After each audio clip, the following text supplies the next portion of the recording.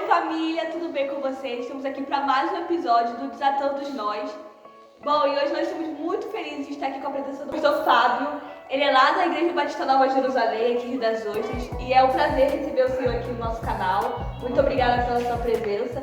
E hoje nós estamos aqui, como eu falei, para o terceiro episódio do Desatando os Nós, também com o pastor Samir e eu aqui. Então, se você não assistiu ainda o episódio 1 e o episódio 2, corre pra assistir, tá aqui no canal. Tá muito bom, de verdade. Nesse mês de setembro aqui na congregação, nós estamos no mês da liderança. Então, os Desatando Nós também tem sido sobre isso. E hoje não vai ser diferente. Hoje nós vamos falar sobre célula e discipulado. Então, se você se interessa por essa área, se você é líder de célula na sua igreja ou não, assiste esse vídeo até o final. Eu tenho certeza que vai te abençoar demais. Para começar, nós sempre fazemos aqui no canal, quero pedir ao Senhor que conte um pouquinho do seu testemunho, como que o Senhor chegou a ser pastor, como foi esse processo na vida. Legal, obrigado por estar aqui com vocês. A gente é uma honra estar correspondendo aí ao chamado e essa aliança que a gente fez já com o pastor Samir, que a gente possa andar junto mais vezes. É verdade.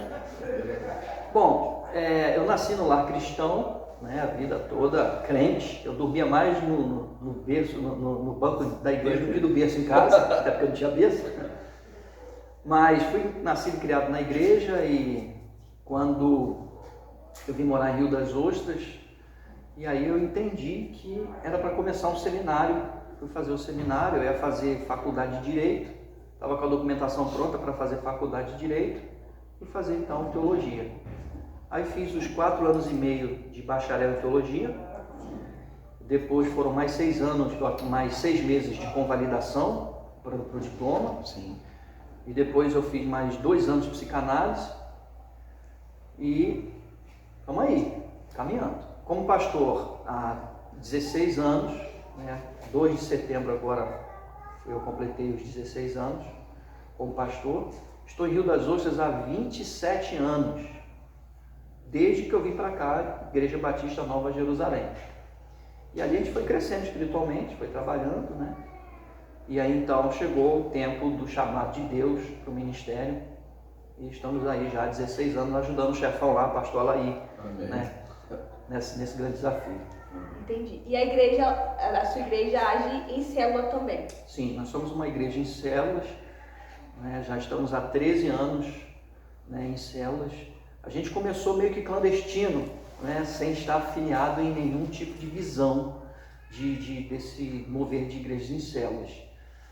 Depois de 2 anos conhecendo alguns modelos, a gente então filiou no MDA, que é modelo de discipulado apostólico.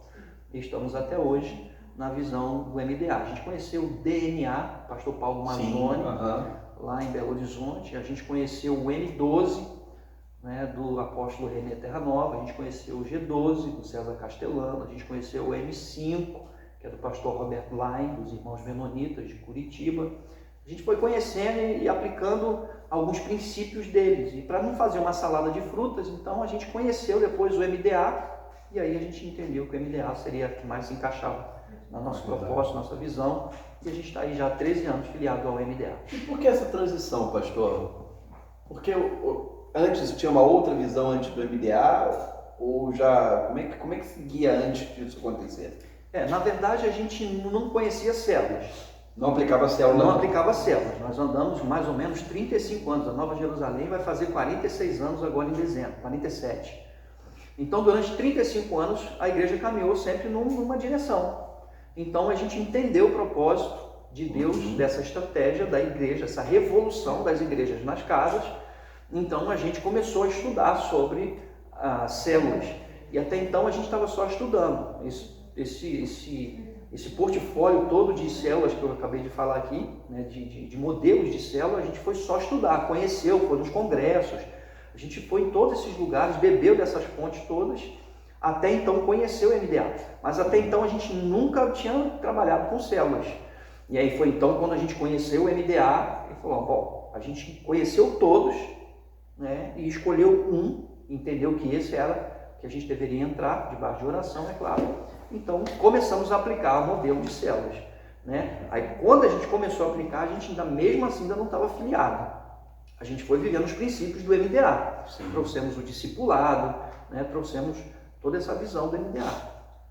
E aí depois, então, num congresso, né? Numa conferência que a gente teve em Fortaleza, o pastor Laí foi junto, nós estávamos voltando de lá para cá no avião mesmo, ele já cutucou, falou, pode filiar. E aí então a gente filiou e estamos aí fiéis, graças a Deus, até hoje. E esse processo de transição, como é que foi? Porque eu imagino que uma igreja de 47, né? 47. 47 anos aqui na cidade de Rio das Ostras, ela já tinha criado uma espécie de processo de trabalho, ela já tinha um ritmo de trabalho, com o qual os próprios membros já estavam acostumados, né? Mas num determinado momento houve essa transição. E como é que foi a transição para a igreja? Como é que eles receberam isso? Boa pergunta. A primeira coisa que a gente mudou foi a nossa linguagem de púlpito. A gente não trouxe nenhuma coisa diferente para a igreja. Irmãos, a partir de hoje não é mais assim, vai ser assim. Porque você começa a transicionar de uma forma não saudável. Sim. Você mais espanta do que você faz as pessoas entenderem o propósito. Então, a primeira coisa que nós fizemos foi mudar a nossa linguagem no púlpito. Começamos a pregar sobre o assunto, né? Não é mascarar, não é esconder. Mas a gente nem chama de célula, a gente chama lá de pequenos grupos. A gente chama de pequenos grupos. Célula, pequeno grupo, grupo de comunhão, grupo de crescimento, a unção não está no nome. Não é? Então a gente começou a mudar um pouco a nossa linguagem. E aí a gente foi fazendo essa transição. O que nós fizemos? Trouxemos mais para perto da gente os nossos líderes. E a gente começou a falar mais aberto para os líderes, numa questão assim onde não era culto, era reunião de líderes. E ali a gente começava então a conversar com eles. Botamos tudo em slide, bacaninho, irmãos, é assim, a gente está pensando assim, a gente caminhou assim, mas está entendendo que Deus está levando a gente para esse lado aqui e tal. E aí a gente começou a transicionar os líderes. Isso era um Tadel? Era um Tadel de mesinha redonda. Sim. Né? Mesinha redonda, aí bate-papo. Era mais um bate-papo, mesinha redonda. E aí falava, ouvia, deixava eles perguntarem, e aí começou muita curiosidade, fazerem muitas perguntas. Eu acho bacana isso, que começou a aguçar a curiosidade deles. Né? E nessa questão da curiosidade, a gente foi respondendo, né, tudo que eles perguntavam, a sede deles, a gente foi saciando, no bom sentido. E aí eles começaram a entender. E aí desses líderes, então, nós fizemos uma célula protótipo, que funcionava na igreja mesmo, só com os líderes. E aí fizemos uma célula protótipo. E aí trabalhamos mais ou menos 8 meses, só com os líderes de uma célula protótipo. E trabalhando como se fosse uma célula. Depois, então, essa célula protótipo nós multiplicamos em 2. Uma foi para minha casa e outra foi para a casa de um outro irmão, que está até hoje lá na casa dele, graças a Deus. E aí começamos. Então a célula dele em um ano tinha multiplicado 2 vezes. Porque a gente não ganhou pessoas de fora. Foram ganhando normalmente. Mas a gente começou a trazer pessoas para a célula da própria igreja. E aí as pessoas iam gostando da coisa, né? Porque é informal, como eu falei, bermudinha, chinelo e tal, mas com muita espiritualidade, mostrando um propósito.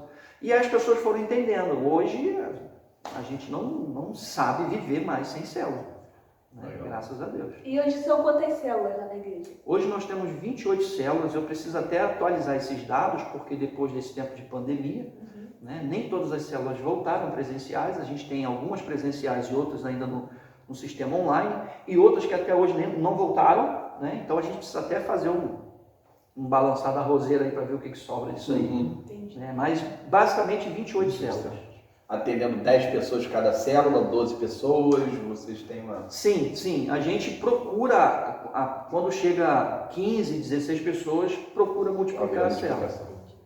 Então, mais ou menos essa é a nossa vibe. Tem célula nossa lá que chegou até 30 pessoas. É um problema santo, né? Porque a casa está cheia. Por que não multiplica? Porque não tem líder.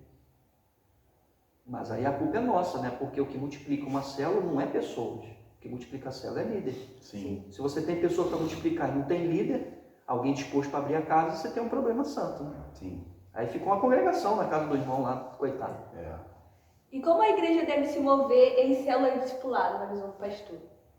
Olha, na minha visão, o que eu entendo sobre essa questão do discipulado, o discipulado é você poder se multiplicar em alguém. Você pegar aquilo de Deus que você tem e você compartilhar aquilo que de Deus você tem com alguém. Quando a gente vira um estacionamento, que você só recebe, né? é ruim. É bom quando você pode receber e você compartilha com alguém. Eu quero entender que essa era a própria visão de Cristo, né? Quando ele trouxe para perto dele alguns discípulos. Basicamente, Jesus tinha 500 discípulos que a Bíblia não dá o nome deles. Depois, mais para cima um pouquinho, a gente vai ver a Bíblia falar sobre 70 discípulos, que a Bíblia também não dá o nome deles. Depois vai subir um pouquinho, agora a Bíblia dá o nome de um grupo seleto de 12, que agora a Bíblia revela a identidade desse. Desses 12, tinha 3 mais próximos de Jesus, que sentava na mesa com Jesus e Jesus se multiplicava nele. Quem nunca ouviu aquela historinha, aquela música do Pedro, Tiago e João do Parquinho, né? Os 3 mais próximos de Jesus. E tinha um no topo dessa pirâmide, que era aquele onde João reclinava a cabeça no peito de Jesus, a ponto de ouvir as batidas do coração de Jesus. Uma coisa é o que você fala num coletivo para 3, para 10. Outra coisa é o que você sussurra no ouvido de alguém que está muito próximo de você, né? Então eu quero entender o que João ouviu. Nenhum dos 3, nem dos 12, nem dos 70, nem dos 500 ouviram. Eu quero o que estava mais próximo. Foi o que Jesus se multiplicou. Era o discípulo do amor. Estava próximo. Então eu vejo o discipulado isso. É você compartilhar aquilo que Deus tem na sua vida, na vida de outro, a ponto dessa pessoa confiar tanto em você, né, como um líder, como alguém que ele pode se derramar, né, e que você vai cuidar muito bem dele, vai fazer com que ele rompa todas as dificuldades, ele possa voar muito mais do que você. O verdadeiro discipulado é aquele que pega o cara, bota ele no seu ombro para que ele possa ir mais alto do que quem ele foi. Esse é um grande discipulador. Fazer com que o seu discípulo vá muito mais longe do que você foi. Foi o que Jesus disse. Vocês vão fazer coisas maiores, iguais e até maiores. Não é que eles vão ser maiores e melhores do que Jesus, mas a caminhada vai ser mais longa, né? Vão conquistar muito mais. Sim. E existe algum limite para esse discipulado, pastor? Como aplicá-lo de forma sadia no dia a dia da igreja? Boa pergunta, muito boa pergunta. Não existe limite para o discipulado. Não existe limite. O discipulado, enquanto tiver sede, salzinho debaixo da língua para botar sede, vamos saciando essa sede, né? Tanto o discipulador precisa ser discipulado, ele recebe para poder entregar, a mesma coisa, né? O que está recebendo vai passar para o outro. Então isso não tem limite, né? E a forma como isso deve ser aplicado é exatamente o X da questão. A gente precisa saber trabalhar isso muito bem, porque isso que é uma bênção, uma vitória. Feita de forma errada ou com pessoas mal intencionadas, isso pode causar um prejuízo enorme dentro das igrejas. Um exemplo só. Digamos que eu esteja aqui num discipulado. Aí eu chego para o pastor Samir e falo: pastor, estou com um problema. Estou com um problema no meu casamento. Eu estou acessando pornografia. Eu tenho uma amante e tal. E aí eu conto isso para você, porque eu confio no meu discipulador. Aí você pega a minha vida e faz um esboço de mensagem depois. E espalha isso para a igreja toda. Ou então me expõe para uma outra pessoa. Então, se o discipulado for feito de forma errada, ele não é um discipulado, ele é discipulado, não discipulado, né? Discipulado. Discipulado, né? Entendi.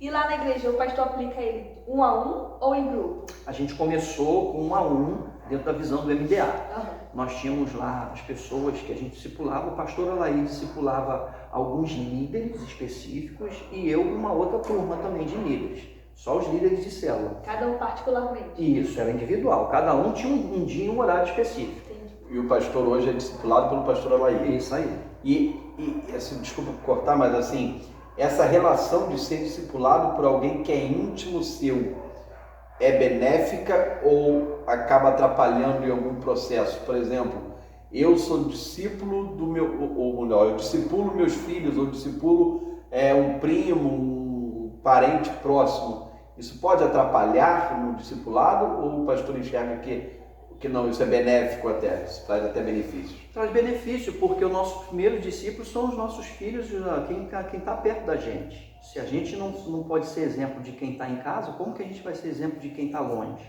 Né? Existem coisas que pode ser que entre trave, em choque, né? que trave, porque tem coisa que a esposa não quer falar para o marido, não pode falar, não é o momento, não sei. Mas eu não vejo isso como um problema. Né? Existem certas coisas que de repente pode ser falado para uma outra pessoa. Por exemplo, um filho precisa passar por uma terapia, embora eu seja psicanalista, mas eu não vou fazer terapia nos meus filhos. Não é só pela questão ética, mas é que nesse caso não funciona, porque existe uma paternalidade, acho que esse é o nome, que aí acaba tendo, né, esse choque. Em se tratando do discipulado, por exemplo, quem me discipula é meu sogro. Ele é meu discípulo, tem coisa que ele sabe da minha vida que meu pai não sabe.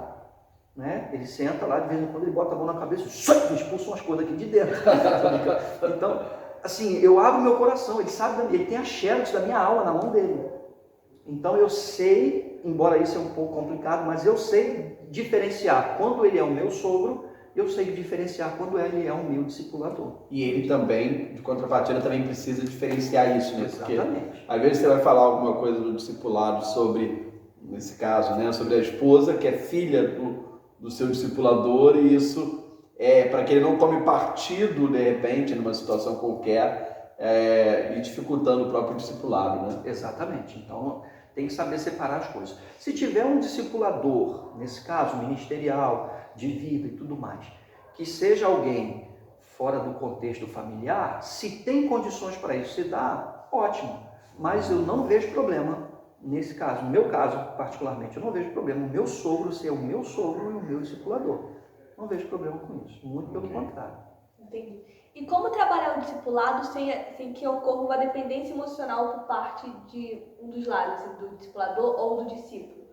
Porque a gente vê alguns casos onde acontece que a pessoa precisa contar tudo, onde ela não consegue fazer nada sem consultar aquele discipulador. Como trabalhar isso sem desenvolver uma dependência emocional? Ou o próprio discipulador, às vezes, também impõe, né, alguma coisa para o seu discípulo, dizendo, você não pode fazer nada sem que eu autorize você a fazer. Meio que acaba havendo, não sei se é o termo mais adequado, mas um tipo de quase escravidão desse discípulo para com esse discipulador, né? Então, assim, como que lidar com isso, né? A gente não pode ser ditador da vida de ninguém, nem dono da vida de ninguém. O discipulado, ele precisa ser algo muito flexível e tem que ter esse rapport, tem que ter essa troca, tem que ter essa confiança.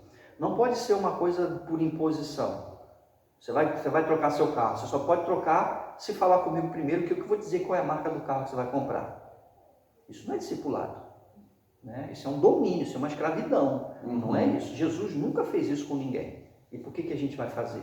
Se está acontecendo isso em alguma das visões, foge disso. Isso não é discipulado. O discipulado não é escravidão. O discipulado é algo que tem que nascer no coração. O discípulo tem que se sentir protegido, amado e coberto espiritualmente pelo seu discipulador. O discipulador precisa cobrir o seu discípulo, amar o seu discípulo, estar disponível para ele em todos os momentos. Agora, ditar regra, você só pode... Vai ter momentos em que o discipulador vai perguntar para o discípulo, cara, como é que está seu nome na praça? Ele está discipulando. Como é que você está tratando sua esposa? Como é que você está tratando seus filhos? Quem é você no seu trabalho? Então, vai ter momento que o discipulador vai perguntar, mas é perguntar. Não, lá no seu trabalho você vai ter que fazer assim, agora na sua casa você tem que fazer assim, o carro que você vai andar tem que ser assim, qual é a cor da sua meia? Azul, a minha é preta, você está fora da visão.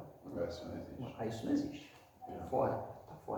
E como o líder de célula e o discipulador podem auxiliar o pastor? Como ele deve agir?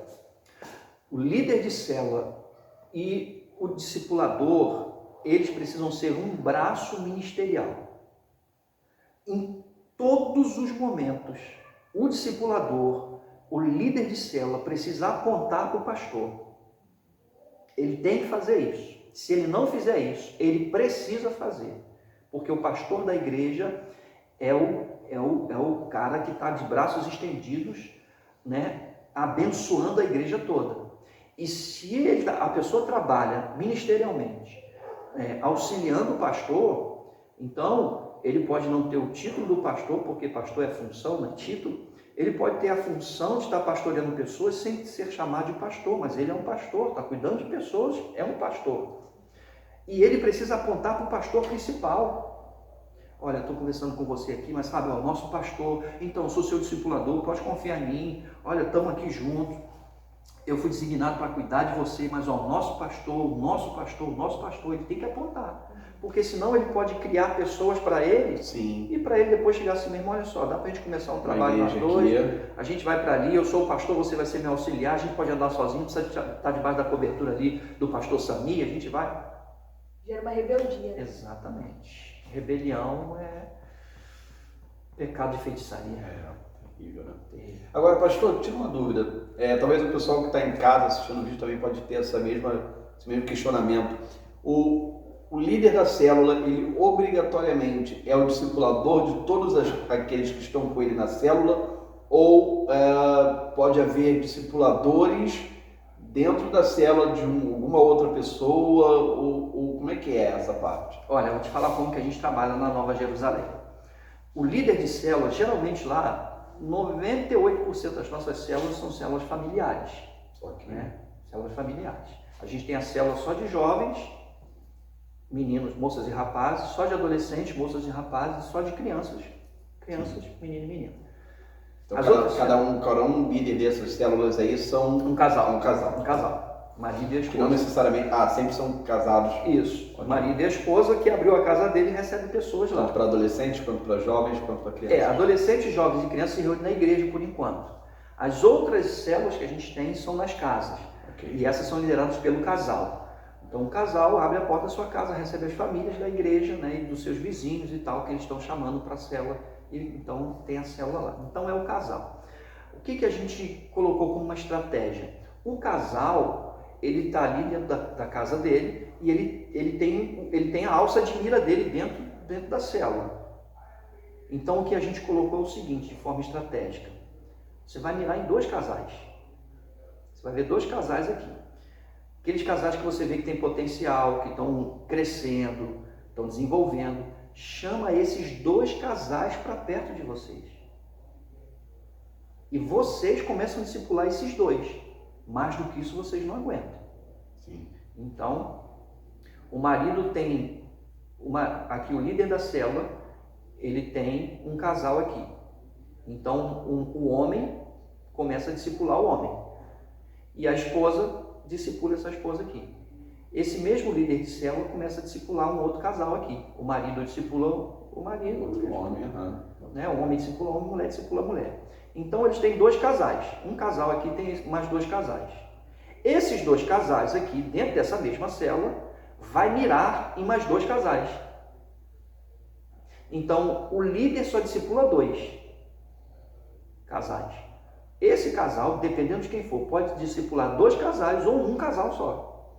Entendi. Então ele consegue distribuir para que outras pessoas. E regra número 1 do MDA: você só pode discipular se você estiver sendo discipulado. Entendi. E aí então começa, né, essa cachoeira de cima para baixo, né, de discipulado dentro das células.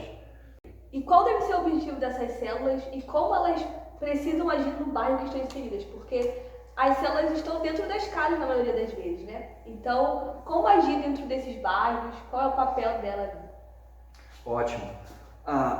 O objetivo da célula não é fazer uma reunião de crentes. Né? Embora está indo crente, mas para chamar outras pessoas não crentes. Ou, como diz o pastor lá, desigrejados. Né? A gente não precisa pescar no aquário de ninguém, porque existe um oceano muito grande para você pescar. Então, a gente firmou lá. Crente de outras igrejas são bem-vindos para ver como que funciona, levar a visão, o propósito para a igreja deles. Mas o convite para estar aqui na célula, na casa de vocês, é quem não é crente, quem não tem igreja nenhuma. Esse é o primeiro alvo. Culto por culto a gente faz na igreja. Que a igreja tem ventilador, tem ministério de louvor ao vivo, banquinho confortável, aguinha gelada, tem até uma Coca-Colazinha, um negocinho para a gente comer. Culto por culto a gente faz aqui. Nas casas, embora tenha culto, mas o que vai fazer nas casas é a reunião da célula. O que vai ter na casa é a reunião de célula. Reunião de célula tem leitura bíblica, tem louvor, tem dinâmica, tem quebra-gelo, tem quebra-fome, tem tudo isso. Mas é reunião de célula, é estratégico. A pessoa que fica ali, a reunião de 1h30 no máximo. A pessoa que vai na minha casa, ela tem que ficar com gostinho de quero mais para quarta-feira que vem ela voltar. Então, esse é o objetivo. Fazer com que a minha casa seja um polo, uma igreja, né? O polo da igreja, mas é uma igreja, num grupo pequeno, que vai alcançar um raio da minha vizinhança ou pessoas de outro bairro que vão estar na minha casa de forma estratégica. Eu vou poder fazer uma rodinha e ter condições de olhar no olho de todo mundo, é um grupo pequeno. Eu posso atingir a necessidade do irmão, posso atingir a necessidade da irmã, do outro irmão. Às vezes o pessoal está lá batendo um papo, terminou a reunião da célula, o pessoal está batendo um papo, está comendo uma coisinha, bebendo, chama a pessoa do lado, poxa, que prazer você está aqui comigo e tal. De repente o cara começa a falar alguma coisa, uma necessidade dele. A gente como igreja pode tentar ajudar. Tudo é a forma de você poder chegar na pessoa, oferecer uma ajuda na necessidade que ela tem e a gente também entregar para ele a necessidade maior. O nome disso bíblico é ato de justiça. Ato de justiça é você justificar alguém. Por exemplo, eu tenho 2 quilos de arroz e o meu próximo não tem nenhum. Então eu vou justificar ele. O que eu faço? Eu pego dos 2 que eu tenho, eu dou 1 para ele. Ele fica com 1 e eu fico com 1. O que eu fiz? Eu justifiquei. É como se eu estivesse num degrau a mais que ele. Então o que eu fiz? Eu não desci ao nível dele. Eu trouxe ele para o mesmo nível que o meu. Isso é ato de justiça bíblico. Então Jesus mostra isso como ato de justiça para eu fazer isso também, não compartilhar só o pão, mas para eu compartilhar o que o meu irmão não tem. Salvação. Se eu tenho a salvação, então o que eu faço? Eu trago ele para o mesmo nível que eu tenho. Eu compartilho da salvação que eu tenho com ele. Esse é o objetivo principal da célula. Para as pessoas à minha volta, para a vizinhança, para o bairro. Então a gente seria viável dizer então que a célula ela é também uma ferramenta de evangelismo? Exatamente. A célula tem comunhão, edificação, discipulado, crescimento. Tudo isso é o desenvolvimento da célula. Mas se a célula ela não for evangelística, ela perdeu o sentido. Porque tudo isso, a edificação, crescimento, discipulado, tudo isso eu tenho na igreja. Está errado isso? Claro que não. Mas se a célula ela é estratégica, ela precisa ter o discipulado. Ela precisa ter o evangelismo. Essa veia evangelística, senão não tem sentido da célula. Sim. Se não uma reunião. Vai ser reunião crente. Vamos fazer biscuit.